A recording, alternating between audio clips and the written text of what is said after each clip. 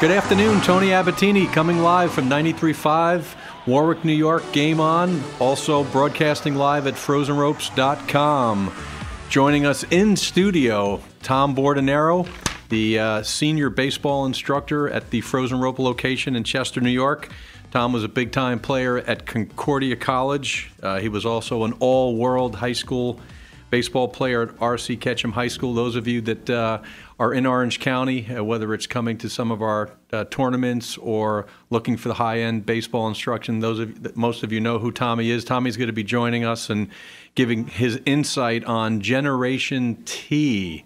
We also will be having Joe Assanio, former big league pitcher with the New York Yankees and head softball coach at Marist College, will be, I believe, calling in either from an airplane or from his bus route down to Georgetown University. Tommy, if we can, let's talk about Generation T. And I know some of the parents that we've talked to, you've had Generation X. Where does Generation T come from? I believe you and I were the ones that actually created it.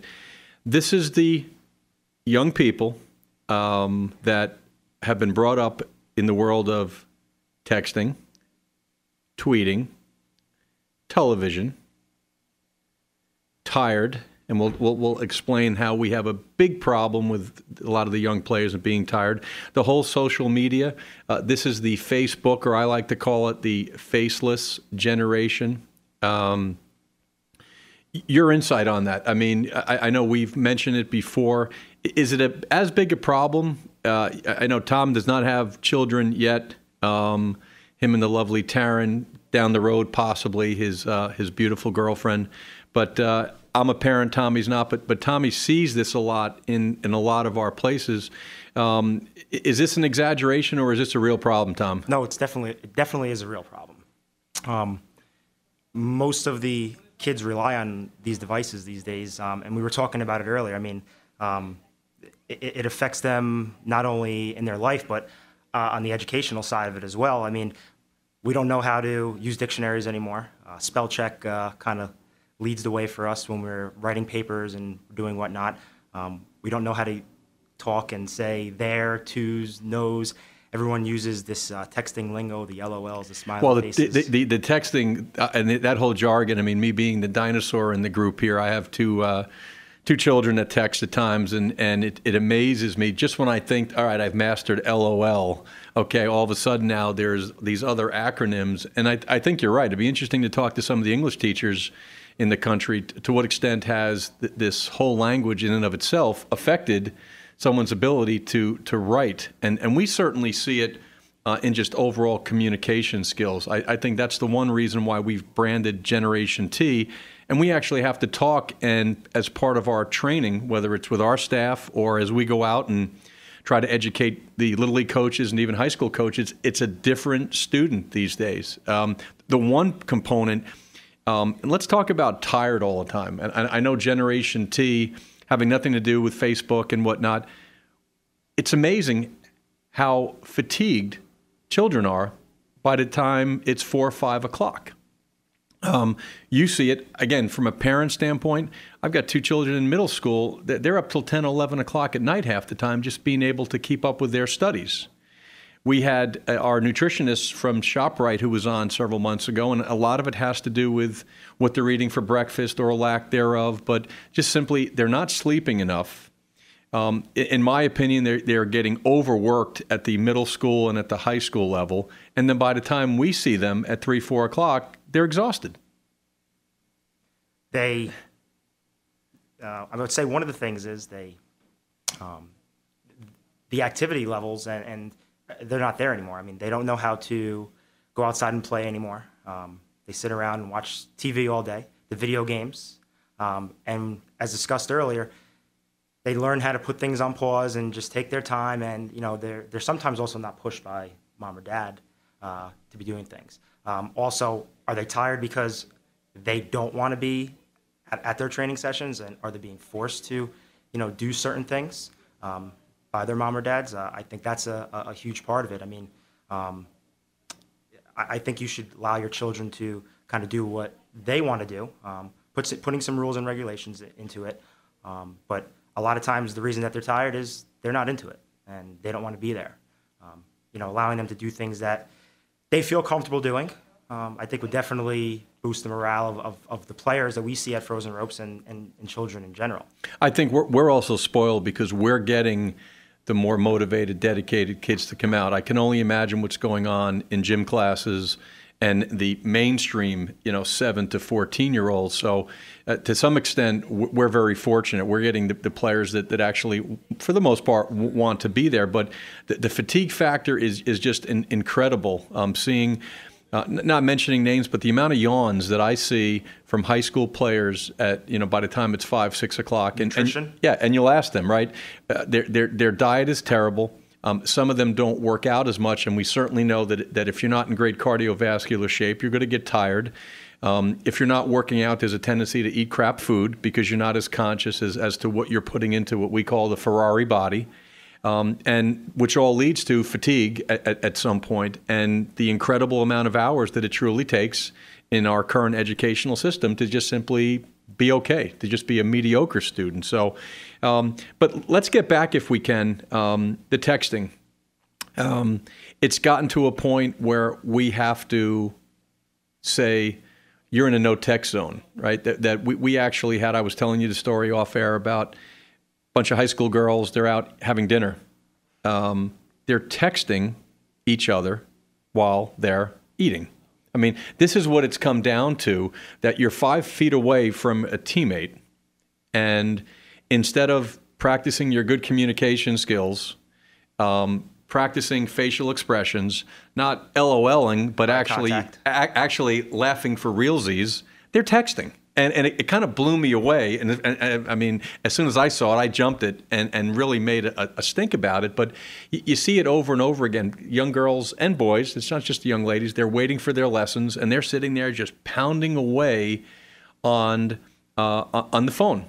And this whole social media there's no question, social media on so many different levels has been tremendously beneficial. It's not going away, right? You and I are not going to change the world, but I think where it needs to be addressed is how to manage it, how to reduce it, and from our perspective, we're in the business of dealing with 7 to 17-year-olds. So we have to accept it. You walked in here with a BlackBerry, so did I. We're connected electronically all the time. I think as it relates to affecting their athletic performance, I think that's the bigger issue. And you mentioned before about mom and dad. It all starts with mom and dad. If mom and dad have the BlackBerry 24/7 while they're eating dinner, right? They're texting and taking phone calls and whatnot. Well, what do you expect your 9, 10, or 12-year-old to be like when they get their first phone? Because they've seen mom and dad not being able to stay disconnected at times. So, yeah, it starts at the home. But I think, let's talk about Facebook. I'm not a Facebook, or you mentioned Face Smash before, as it was originally called. I call it Faceless. I think so many of the players are afraid that they're missing something, that they're constantly looking into their phone to keep up with whatever else is going on with their teammates and their classmates. They're afraid that they're missing something, Tom. And the anticipation sometimes, why can't you pick up the phone and call somebody if you need an answer that fast? And then once you text somebody, it's the anticipation. I got to check my phone. They didn't text me back yet. There's something wrong. Why not pick up the phone and see if you can hear that live voice? And when we talk about it, at Frozen Ropes, when trying to reach out to some of the Little League partners that we're trying to reach out to give them the good information, the email doesn't always work. It sometimes takes that phone call, as we say, to ping and ring. And that's where I believe small businesses, not to get into business consulting, right? This whole thing, how social media, I'm on Twitter, I got Facebook, I've got a website, that's going to save the day for my small business. Baloney, okay? The power of being there, of having that direct conversation, or worst case scenario, what we call the power of the ring, pick up the phone and talk to someone. And quite frankly, I think the reason why as a business we've survived in these tough times is that we're not on Twitter all the time. We're not using social media as our primary source of attracting clients. And you see so many small businesses think that that's the holy grail, and they forget that a business, no different than coaching is all about personal relationships. That if you're going to motivate and inspire 7 to 18-year-olds, stop texting them and learn to be better communicators. And so let's talk about another issue that we see time and time again, and both of us are not doctors, ADD, right? Attention deficit disorder. We see so many young children now, whether it's in summer camps or clinics, that they're on Ritalin, they're on other medications and whatnot. I have opinions and theories on it. I'd be curious, Tom, you're in the trenches more than I am. What is this phenomenon that's exploding, that more and more of these children we see that have been diagnosed with ADD? I personally believe that it has a lot to do with what they're exposed to. There's so many different things going on in the world and society today that I don't know exactly if these kids understand how to either relate to them or process certain things. And I think it's, the amount of voices that they have going on in their head, they don't know which direction that they really need to be going in. I think also the amount of stimulus that the typical young child has now compared to back in the day. I mean, you're a young guy in your early or your late 20s. You didn't have 47 television stations. You didn't have the constant internet and whatnot. And I truly believe at a very early age, the amount of distractions, the amount of just communication that's out there, I think is so overwhelming for some of these children. I think that's a factor in this ADD phenomenon that exists everywhere. And it's funny, back in the days, I had this discussion with someone my age, right? We had ADD back in the day, but you know what would happen? You get a smack in the head, okay? You're not paying attention. Or These a ruler days, across the hands. Or a ruler across the head. You mentioned before, and you talk about discipline and how I truly believe that young children want discipline. They embrace discipline as long as it's fair. Are they getting the discipline that they need at home? Quite frankly, many times they're not. And in some situations, and we see it at Frozen Ropes, you've got parents, and this is just our opinion, and we're not condemning all the parents, but you've got some parents that want to be their child's best friend. That's not what parenting is all about. Parenting is about being tough, making tough decisions, and having your child respect you. So yeah, back in the days, you were talking about every once in a while when the teacher would call because you flunked the class or whatnot, you'd be in the shower and there comes your mom just coming in and punching you through the shower curtain. Guess what? You do that now, your mother's going to get indicted. You'd be calling child services at this point.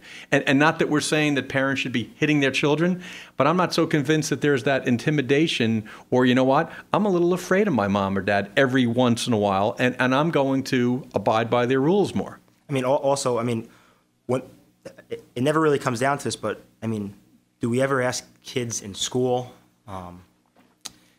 even with parents? Is this what they want to be doing? Maybe they just zone certain situations out, whether it's schoolwork or at Frozen Ropes or just in life in general, just completely zone it out. And now we think, wow, this kid can't pay attention. He's got ADD. He needs some sort of medication to calm him down, cool him off. Right. When really he's just doesn't really want to be involved with the activities that he's doing at that point. Yep. Tom, some of the things, and again, we can certainly, as we're describing Generation T, this is a show about solutions, whether it's the Little League coaches that are listening to us, the parents that want to be better teachers or whatnot. What are some of the things, let's share some of the solutions that we've at least attempted to better the improvement, better the communication level. Our make new friends rule, which I think is simple on a certain level, but it really is the crux of the issue, that when we have 15 people who probably have never met themselves before in a class or whatnot, walk us through the make new friends rule. And I think you and Mike Bertotti were the ones that kind of said, this is something we need to do all the time to kind of make and break the ice at times. What is make new friends? What we normally do is we'll bring the players in, right before the class begins, bring the group of 15, 20 players in, and we will simply say, all right, we'll put 30 seconds on the clock. What we want you to do is walk over to 2 or 3 people that you don't know. You're going to extend your hand out and give a nice firm handshake, and you're simply going to ask them your first name, the age of the player, either what Little League they're from or possibly their favorite food. And doing that in the first 30 seconds of the class breaks the ice. The players are now familiar with their names instead of saying, hey, kid, or whatever it may be. They can open up a little bit more. Some athletes have very good ability on the field, but sometimes are a little timid because they feel that the other players in the class are going to judge them. But, simply knowing one another and having that relationship in that 30 seconds breaks the ice and definitely lets kids loosen up a little bit. And you know what, Tom? It's really the beginning of building good social skills. How many times do you have someone in a classroom where they're in a group setting and you have that little 9 or 10-year-old boy kind of by himself, or the 14-year-old high school freshman that doesn't know anyone in a particular group? The Make New Friends rule is really our way of suggesting that whenever you're in a situation. And it's definitely more the girls than the boys. It is, and we'll talk about working and training and interacting with the female athletes more than the boys, but there's no question, just getting them to talk, right? It's the beginning of really the most important social skill that they're going to need when they get older, introducing, networking, making new friends. And I think the parents sometimes find it interesting that we do that, and quite frankly, it's a sad commentary that we have to do it. But we've got so many 11, 12-year-olds that don't even know the proper way to shake hands, that when you do shake someone's hands, the importance of maintaining eye contact. And you're right, we don't allow the cell phones in there. They're not texting their new friends. They are articulating. They are talking. They're practicing facial expressions. They're doing all the things that in the real world they'll have to do at some point. Also, the parents. We go over to certain players after a lesson and whatnot and ask them questions about, hey, what did you learn in this class? And the parents won't even give the children a second to talk. They're asking they're answering all the questions that we're asking the kids. So if the parents are restricting the kids' ability to speak, kids never going to be able to grow and have eye contact or have good communication skills. That's the classic. We see this all the time when we're talking to a player and mom or dad, and the instructor will be asking the question directly to that student athlete. And before the student athlete even has a chance to answer, who chimes in? Mom or dad. Mom or dad comes in, right? I think the expression is the hover generation of parents, that they're constantly hovering around their children like a helicopter. And it's amazing. And maybe the reason why some of the young athletes that we see have below average communication skills is that their parents are finishing their thoughts and actually speaking for them. And at times, and sometimes I think some of the parents get annoyed, will say, well, that's great, Bob, but can we have and listen to your son or daughter answer the question? Taking Make New Friends to another level, this is something we just started doing, and I would recommend this all the time to the coaches that are listening. Bring the parents out on the floor, bring the parents out on the field, and really, those of you that study teaching and education and learning, the Socratic method is basically premised on students teaching. That one of the most effective ways in which athletes can learn themselves is by teaching others. We do this with some of the older girls at our training centers, where they're actually in a mentoring role teaching 10, 12-year-olds the backhand or sliding techniques or whatnot. We've taken it to another level, and in the middle of a session, and Tom, you've done it before, Rob Zappia, our football coordinator, does it all the time also. We'll ask the parents, put your BlackBerries down, actually come out onto the floor, and your son or daughter is going to talk to you, and in 90 seconds they're going to try to present everything that they just learned, and soon thereafter the parents are going to have to present and listen and demonstrate. And the look on some of the parents' faces sometimes when we do this, it's like horror. What do you mean I have to talk? What do you mean me and my son are going to talk, directly? I mean, what have the responses been? I know you've done it a few times. We know that it makes all the sense in the world, because you know what? There's nothing better than having that little boy talk to their mom about the backstretch and CSA and K to K and all of our secret language that we have at Frozen Ropes. But from a parent standpoint, they enjoy it too. What's been your experience with that? I think the parents enjoy it more than the kids enjoy it. We're putting the kids on the spot at that point. But the parents, they can take that good information that we just kind of presented to them in the class and bring it home with them. And we do get a lot of feedback from the parents. Hey, I'm working with my son or daughter in the backyard. What's some things I can be helping them with? Well, that's a perfect opportunity. A lot of the parents that do come into Frozen Ropes, as we said, do hover. They do hover for good reasons. They want to get the information that we're giving to the players so they can, when they see them more than we do, they can be giving them the information and continuing to work with it. But other parents just sit back. As we bring them in, the next week parents come in, hey, little Johnny really, me understanding the backstretch really helped him. We worked on it all week off the tee in the backyard or the thumb flicks as we throw. And I think that, now they have, instead of just tossing batting practice or something to their son or daughter and there's no communication skills there, now they're at least to have a better relationship with the child. The parent is learning, and now they're able to kind of be their own coach. And they can also take that information to their Little League teams as well. So overall, it's been really good. And that's where the difference between the hovering parent and the parent that wants to be part of the learning. And we've mentioned it, and we're constantly telling the Little Leagues and even the high school programs that the greatest influence on someone's talent level, 12 and under, is going to be their mom and dad. And as much as they can come in and train at a professional place like Frozen Ropes or any other place, the time in the backyard or the dialogue that goes on with mom or dad, that's going to be tremendously advantageous. So we want the parents to stay involved, but you're right, when they start finishing sentences and when there's just simply not allowing that 10-year-old to talk. And I think some parents say, well, we're being a little tough on the parents. Well, my 8 or 9-year-old doesn't really know how to talk or doesn't know what to say or doesn't know when to talk. Well, guess what? If parents stop talking, it's like, the classic, you're on a date and you got one person that's talking all the time. The best way to have somebody else talk is to do what, Tom? Ask a question. Or shut up, right? So if I stop talking right now, let's see how long we would have silence before you would say, wow, no one's really talking right now. Somebody better start chatting.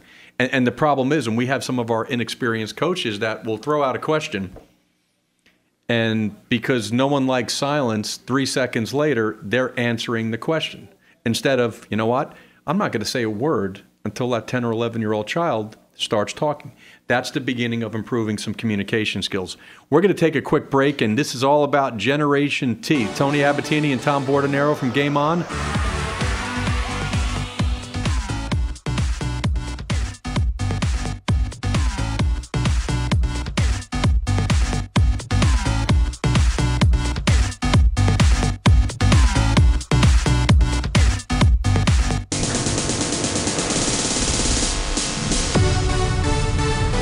Coaching and teaching Generation T, as in Thomas. Tony Abatini here with Tom Bordenero on Game On, 93.5 in New York, and live simulcast at frozenropes.com. Tom, just so we might have some people joining us a little bit later, we need to redefine Generation T. I think we need to start getting T-shirts. We're going to have billboards. This is going to be the next phenomenon. Generation T is about the young athletes that we see, that their life, or a big part of their life, is about tweeting. Am I saying that right, Tom? Tweeting? Are you a tweet guy, or? No, I'm not. I do. I am registered on Twitter. I do have a handle, as they would call it. So you're a registered tweet. But I follow, and I like to read what the celebrities and whatnot. How about texting? Are you a text guy? I am a texter. Are you a television guy? I am a television guy. I limit myself to the amount of shows that I watch. Are you faceless or Facebook? I like to let people know what I'm doing, but I'm not on often. But here's the issue I have with Facebook. I don't really care what you're doing, Tom. Okay? At the end of the day, can I have real friends? Why do I have to have these people that they call friends or followers? To be honest with you, I actually use it to kind of I'll update my status with going to China next week to start my new business development. I mean, I'll just post things you'll do it just for fun. But I think the problem, and we sometimes look over and see some of our players that are constantly on Facebook, and it's not even them posting or adding. They are just so enamored with what everybody else is doing. And also being accepted. And I know from a training standpoint, and it's one of our most important mantras, who cares what anybody thinks about you? This whole self-awareness or over-self-awareness that so many young people have now as it relates to athletics and whatnot. Am I as good as this person? I don't think I'm as good as that person.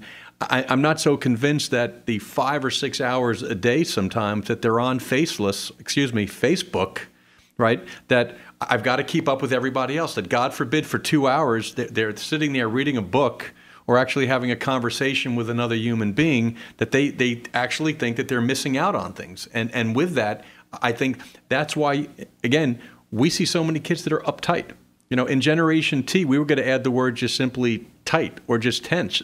I mean, it's amazing how many children we see now that don't smile as much as they can. What's up with that? You're 12 years old, you're 13 years old, and you got a puss on your face like you've got all the problems of the world. And really, as part of our Brain Day workshop, we talk about perspective. We talk about the fun factor. We took a softball team last weekend to the Children's Hospital in Valhalla, and we spent an hour and a half interacting and playing with cancer patients. And at the end of the day, one of the students says, "Coach, why did we do this?" And somebody chimed in and said, "Well, I know why. We're going to complain about our lives that we're tired or we don't have enough Facebook time or this and that, where you've got these young children that we spent an hour and a half with. Most of them will probably be dying in the next year or two." That perspective and that just simply realizing that your life is pretty good. You've got food in the refrigerator. You've got a house. You've got two parents or one parent, somebody that loves you. I think this generation, Tom, I don't know whether it's a sense of entitlement, but because they're constantly worrying about so many other things because they're always electronically connected to others, it's a bigger problem. And we mentioned before, we're not going to fix this. I know we only see the players a few hours a day, and certainly our coaches know you are not texting when you walk in our place. In a dugout, unless it's an emergency, shut off your cell phone. And we probably more than most go above and beyond in encouraging interpersonal communication skills over and over again. And we try to make sure the parents understand that too. When you have your own children, you'll see it's tough to do. Because when you tell little Tommy Jr. one day, hey, you know what? No cell phone, no Facebook. You can't do any of this stuff. You can't Call of Duty, Black Ops. You just got to sit in your room and read and do push-ups. He's going to say, Dad, you know what? No, because everybody else is doing it. So it's really, there should be a movement that we, the parents, should start. And I think that's the answer you get sometimes is, well, everybody else is doing it.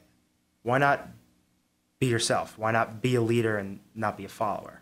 Well, again, we're not going to change bad parenting skills in the hour that we have, Tom, but you're right. It has to start at home.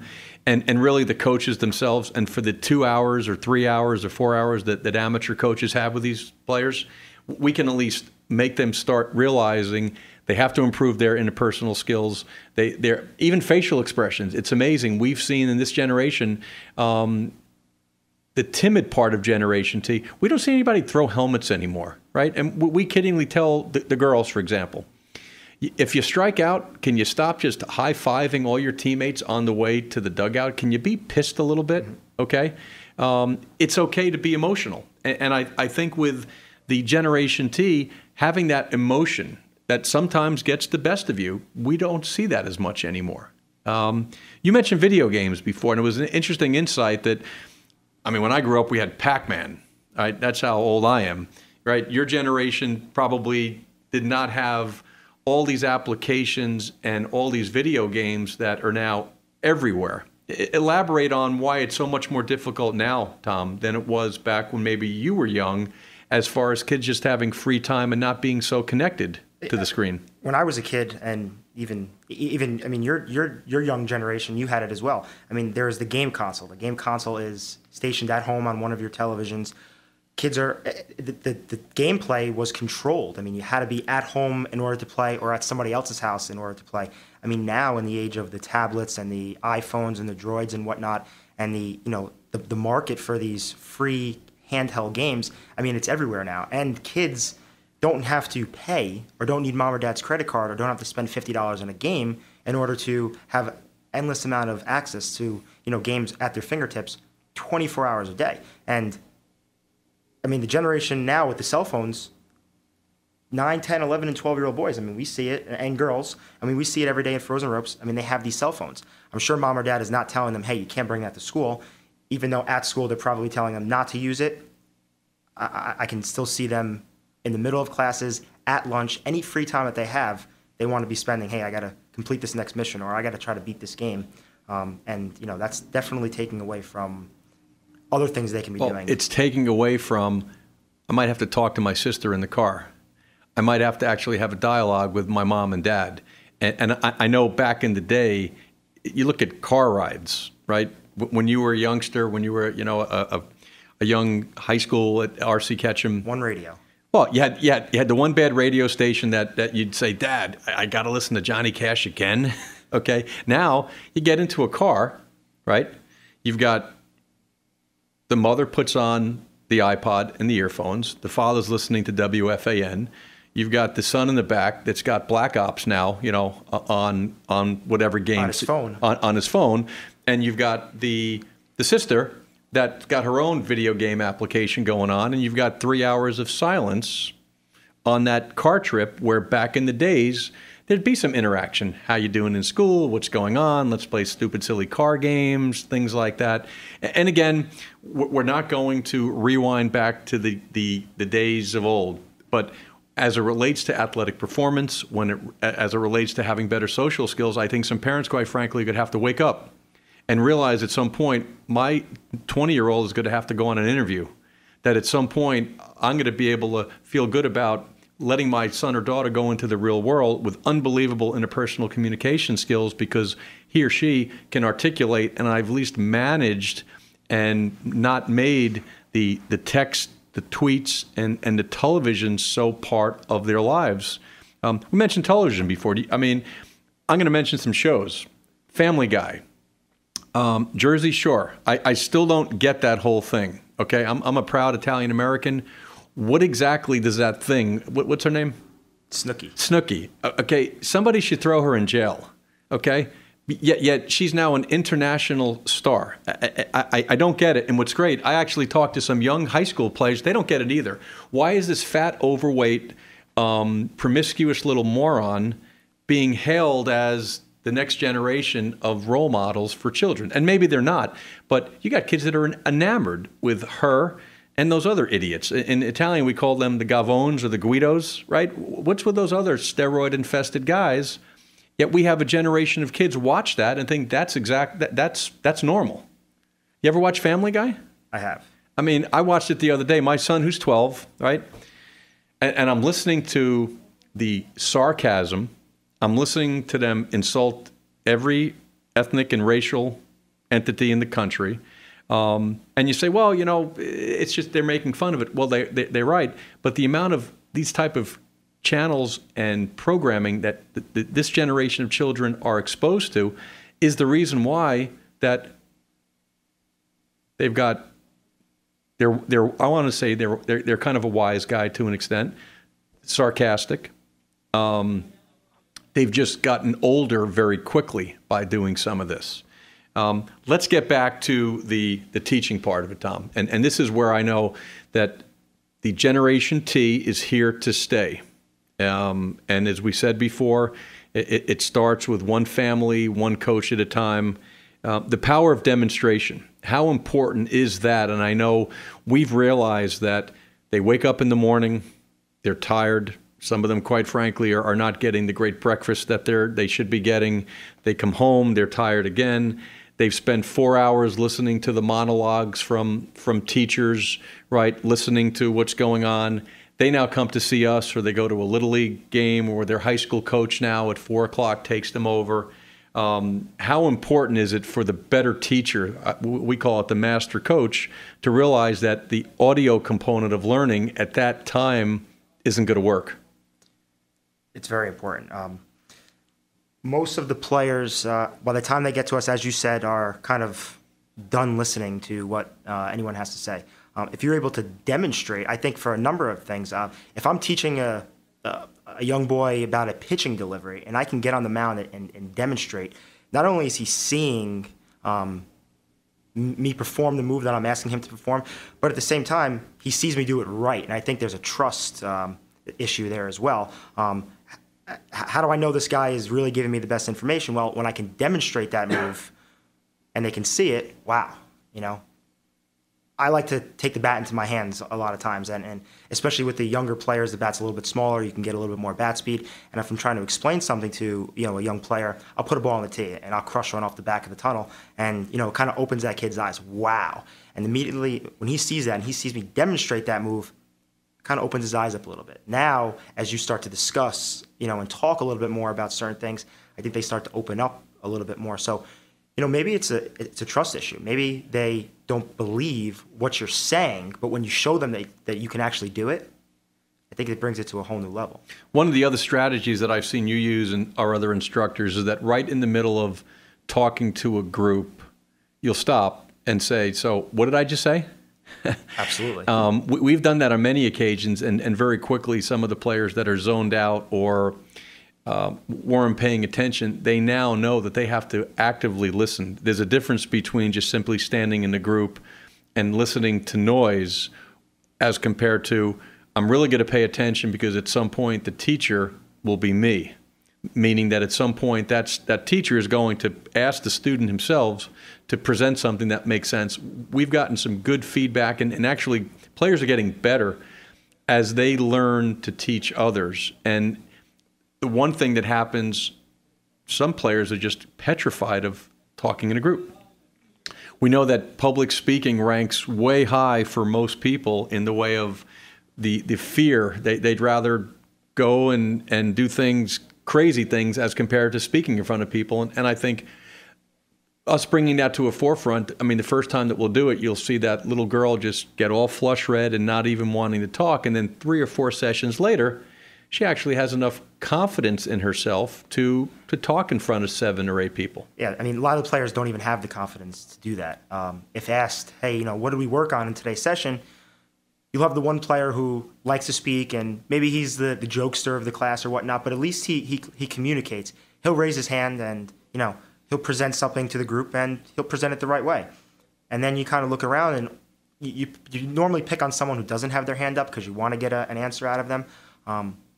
And it's like a deer in headlights. I mean, they don't know what to do.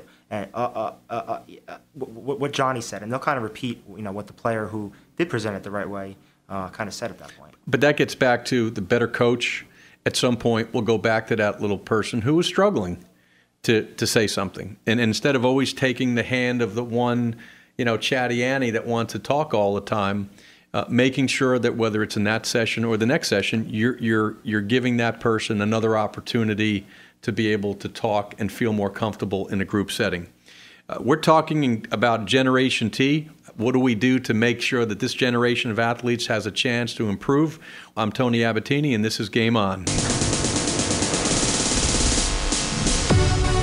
We're back on Game On. This is Tony Abatini with Tom Bordenero, coaching and teaching Generation T. Tom, before we get back into some sizzle, as we call it, we've got to certainly thank our friends at ShopRite. Andrew Scott, Mr. AAU Baseball, our 2 main sponsors. 2 quick reminders for those that are listening live in the Orange County area. March 10th, we have our big baseball softball day at Frozen Ropes in Chester. This is a day of celebration as we celebrate the beginning of baseball and softball. Players, families, coaches who want to come down and visit us on campus. We'll have all kinds of evaluations and gifts and prizes going on. It's really an opportunity to come down, and whether you've been a client before or if you've never been down before, it's our way of giving back to the community and making sure that all the coaches and parents that are there are hopefully getting some good information so they can continue to work with their players. March 16th, we have our other big event, our baseball and softball coaching seminar. This is, again, another free event for all of the Little League partners around Orange County, certainly Warwick, Monroe, Chester, Goshen being 4 partners. Anyone that's a coach within those Little Leagues, it is free. If your Little League is not registered or enrolled yet in our partnership, you need to get a hold of the famous Tom Fromback, our general manager at the Rock Sports Park. But March 16th at 7 o'clock will be our big gala event where it's going to be 4 or 5 hours of listening to some really smart people like Tom Bordenero, Stacy Pelez, Rob Zappia, Justin Shade, Mike Bertotti. Who else did I leave out? Steve Guerrera. What's Matt's last name, Tom? Guerrera. Oh, Matt Guerrera. That's going to be on March 16th. Tom, if we can, let's get back into Generation T. Observations that you've seen with Little League coaches and even high school coaches. What are some of the do's and don'ts, knowing that this is certainly a different generation? It is a different mindset with these athletes as it relates to in the game, after the game. What helpful hints can we share? I think coaches definitely speak too much to their team, to their players. also, they need to understand what type of players they're dealing with, whether it's on the T-ball level, the, major, the minor league level. I think they sometimes come to us for information and they get this good information, but then they try to go back to their teams and do exactly what we're saying. I think sometimes it needs to be modified a little bit, and coaches kind of don't understand that. They take what we say and then they go on the field and try to be, as we call it, the master coach, and probably try to overteach the game at some points. Instead of giving the players one or two things to do, they throw out, hey, you got to back stretch, you got to slide the front foot, snap the back leg. I mean, they give them 4 or 5 different things to work on at once, and meanwhile, the kid can't even step and throw the right way, or he's got his glove on the wrong hand. I think overteaching is one thing that they do too often. Well, either you're right, and anytime you get new information, there's a tendency to have kind of verbal diarrhea of the mouth, and we'll sometimes have to remind the coaches one concept at a time. You're not going to change the movement patterns of a 9 or a 14-year-old in one practice, which kind of gets back to demonstrating, right? And it's not as if we're asking any of the dads or coaches out there, you're not going to have the ability to demonstrate Mariano Rivera's delivery or have the same demonstration skills as a Tom Bordenero, but you should be able to at least hold a bat, show them what a grip check is all about, let them understand that the knob of the bat needs to be pointing to the catcher's knee, our famous K to K term, and you should certainly be able to show them where they should be standing in reference to the plate. You don't need to be a former major league player to be able to do that. So I think you're right. A little less talk, and I think more demonstrating certainly makes sense. The other issue which becomes interesting is the power of questions. Awareness training. There's so much study, and as players get older, at some point they're going to have to feel the moves that they need to be a good soccer player, to be a good baseball player, or whatnot. And awareness training is premised on the really good coach or the really good parent that wants to be a better teacher. Hey, how did that feel? What were you thinking when you were doing that?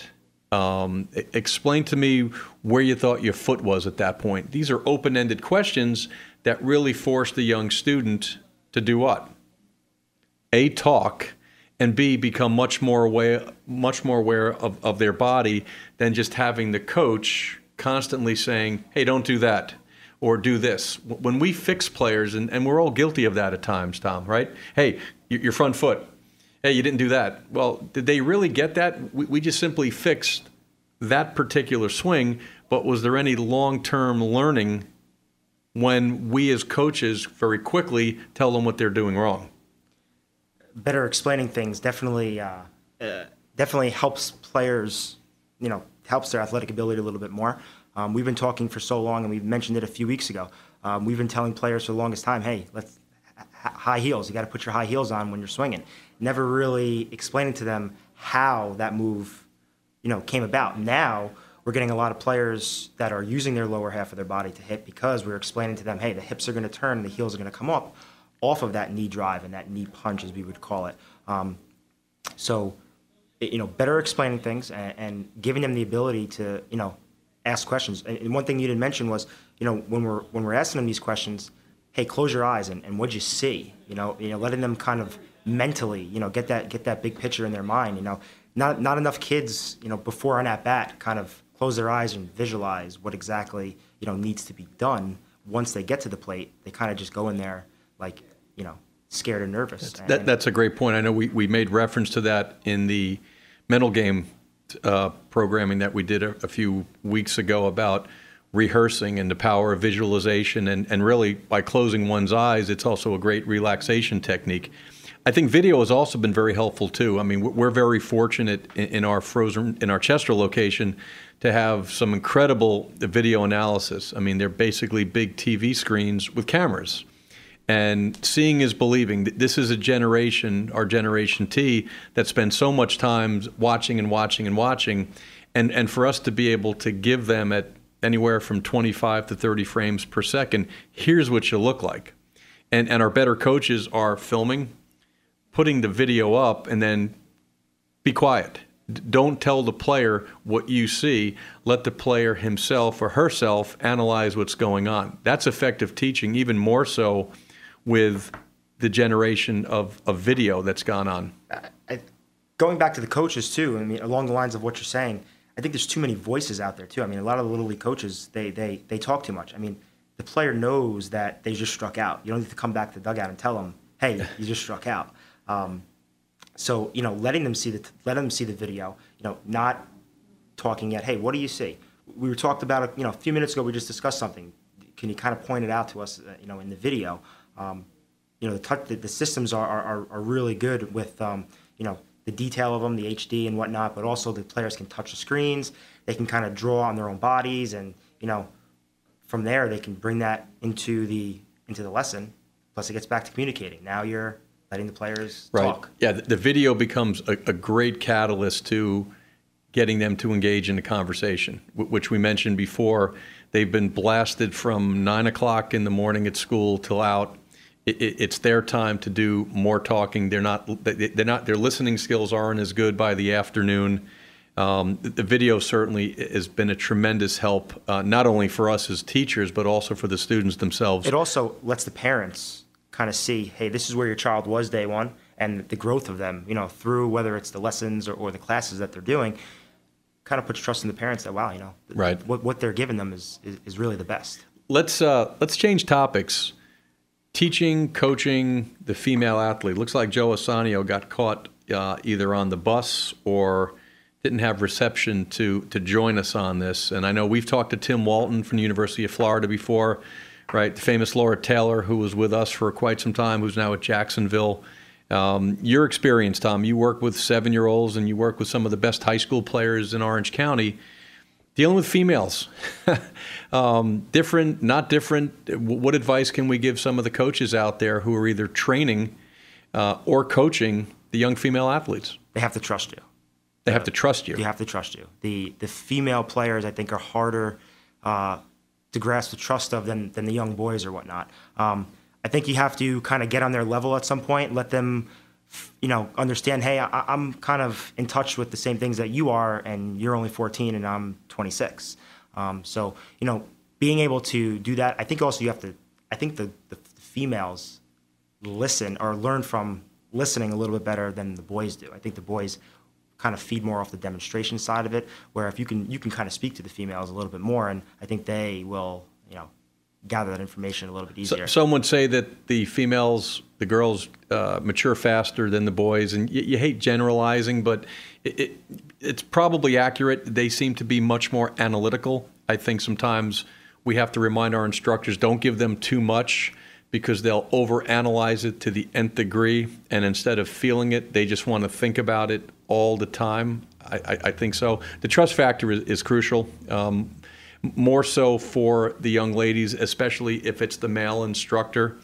And we try to tell all the female softball players in particular, whether it's your high school coach or college coach, you might have a male coach, you might have a female coach. So you're going to have to get comfortable, parentheses, trust, you know, who that coach might be. I think the other component is you've got to watch your tone of voice more so with the young ladies. I mean, yeah, there are some girls that will respond to yelling and screaming and whatnot, but I think the young ladies, you've got to be very careful, the tone, the timing of, and really what you're saying. I mean, one word, I've done this sometimes by accident, one word where you've said sloppy, frustrated, you didn't hustle, and all of a sudden you can see that face almost melt. You've got to be careful with that. What amazes me about the female athletes, Tom, is they need to feel good to play good. I do agree. Okay. You kind of let them understand, let loose a little bit. Social chatter, and we'll mention this. There is a time and a place to social chat, not social media, not you can text in the dugout, but with the young ladies in particular. For example, when we're in a training station, they know there's no chatting going on. But once all the movements are done, that transitional time, that's when we actually encourage them to go and interact, and not just interact with the three girls that you've known for 3 years, but if you're going to be a BTF, as we call it, a best teammate forever, go and interact and talk to three girls that you don't really know. That makes sense. And I think as a group, once the female athletes feel good about themselves and the team, you're going to get better performance. I would agree 100%. And that gets back to the make new friends rule. I mean, we've seen our travel teams, and for instance, we've had a girl that came in that plays on our 16 and under team, who is now moved from Nebraska and is now part of our organization, and she's fit in quite well with that. Generation T. Tom, we can't thank you enough for joining us. This is Tony Abatini from Game On, coaching and teaching Generation T. We'll see everyone next week. And if you missed us, you can go online at frozenropes.com for the broadcast.